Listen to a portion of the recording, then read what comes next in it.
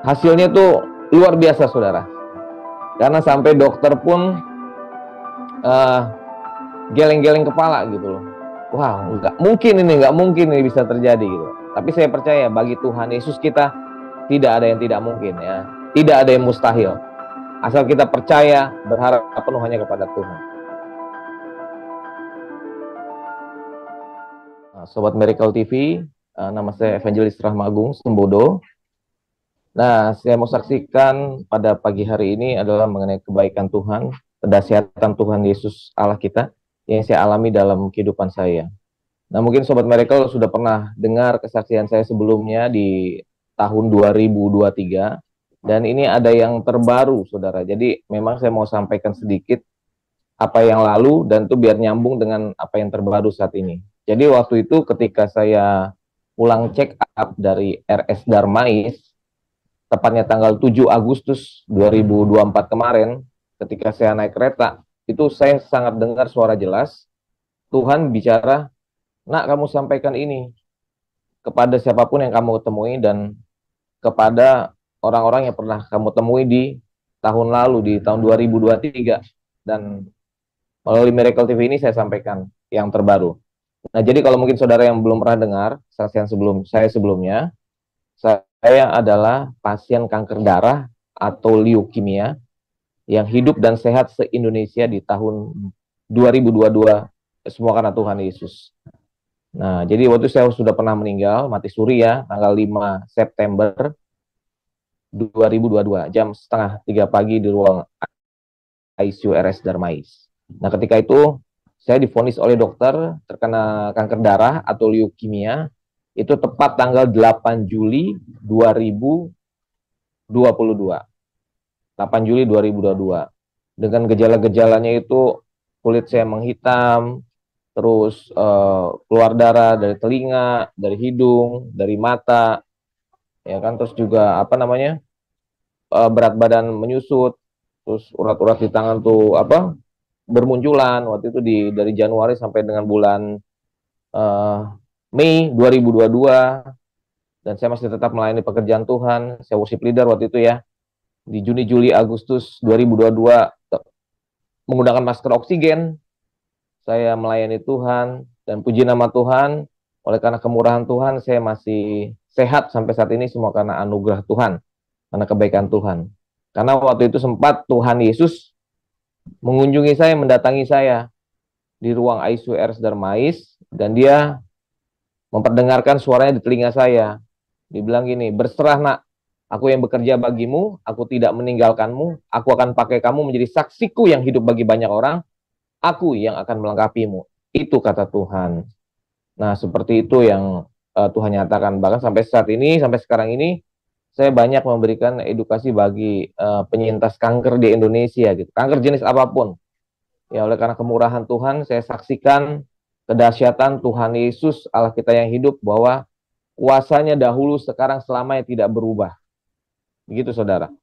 Dan akhirnya setelah saya mengalami recovery, ya, pemeriksaan darah selanjutnya di Oktober 2022 sampai dengan Agustus 2024 ini, semuanya puji Tuhan hasilnya baik, sehat, dan normal. Semua karena Tuhan Yesus. Nah, jadi singkat cerita, setelah 2 tahun berlalu, saya dilakukan pemeriksaan namanya molekular BCR ABL kuantitatif leukemia, ya. Jadi itu untuk menunjukkan atau membuktikan secara medis, memperlihatkan bagaimana kondisi sel kanker darah saya yang saat ini ya, yang terkini, ya, tepatnya di bulan Agustus 2024 ini. Nah, jadi waktu itu saya dilakukan pemeriksaan molekular BCR ABL kuantitatif leukemia itu tanggal 30 Juli, ya, tanggal 30 Juli 2024. Dan hasilnya itu keluar di tanggal 7 Agustus 2024. Dan dibacakan oleh dokter saya yang merawat saya dari 2 tahun lalu sampai sekarang. Dan hasilnya tuh luar biasa, saudara. Karena sampai dokter pun geleng-geleng kepala gitu loh.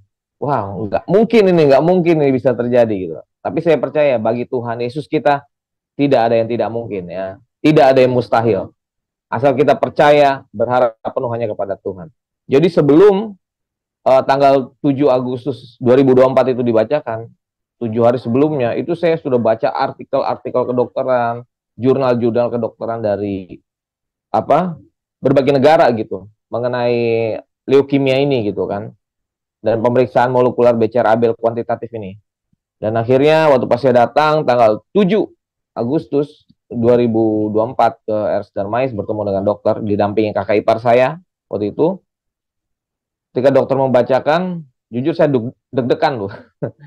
Tapi saya percaya hasilnya baik, karena Tuhan Yesus luar biasa. Dan akhirnya waktu pas dibacakan, dokter tuh sampai geleng-geleng kepala gitu kan. Wah, ini kok bisa ya seperti ini gitu. Nah, dibacakan ternyata hasilnya memang dari beberapa sampel besar itu, ya, itu saya sudah kirim ya foto-fotonya nanti kalau mau lihat, yaitu ada MR molecular remission, dan di sini kalau saya bacakan MR molecular remission-nya itu dari MR5 itu dikatakan 0,001 tidak terdeteksi dengan transkrip nilai ABL. Nah, jadi di situ dibuktikan bahwa sel kanker saya itu sudah jauh sangat mengecil, 90%. Bahkan hasil finalnya dikatakan bahwa sel kanker saya lebarnya sudah 0,27%. Dari MR sebelumnya itu adalah lebarnya 2,57. 2,57. Jadi di Agustus 2024 ini sel kanker saya jadi 0,27 itu. Nah, karena di situ ada nilai rujukan ya, berdasarkan skala internasional atau international scale itu di 0,1. 0,1. Nah, jadi waktu itu karena saya didamping kaki ipar saya, dia nanya, "Dok, apakah pasien yang terkena leukemia ini apakah wajib harus masih minum obat kemoterapi oral atau bagaimana?" gitu kan. Nah, dokter langsung jawab, "Nah, itu dia masalahnya," dibilang gitu. Justru sampai kaget waktu itu kan. Wah, gimana lagi? Ada apa lagi nih gitu.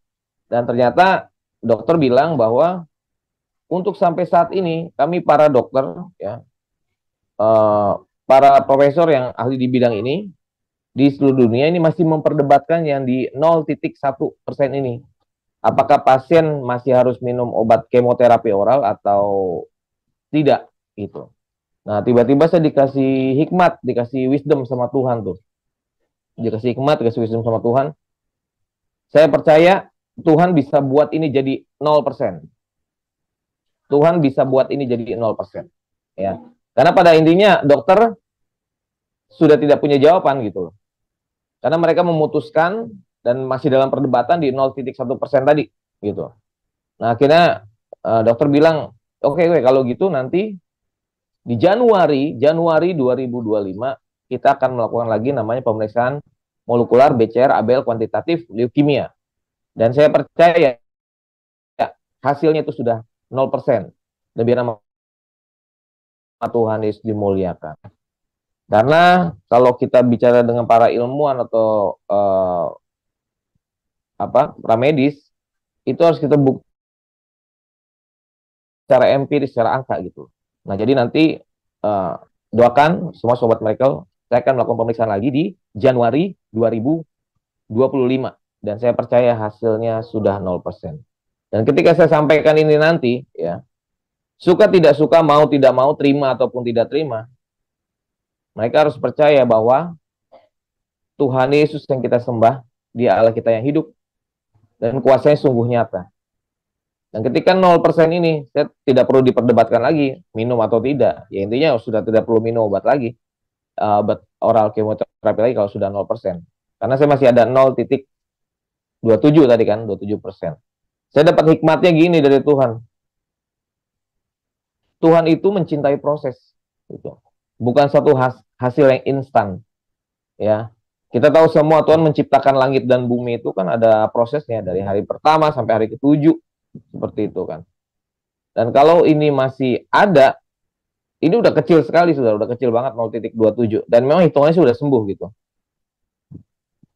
Saya percaya proses yang saya alamin, dan juga buat teman-teman yang melihat saya secara langsung gitu kan, yang mendengar sebelumnya di tahun lalu bahkan di awal 2022, semua proses yang saya alamin ini semuanya mendatangkan kebaikan gitu.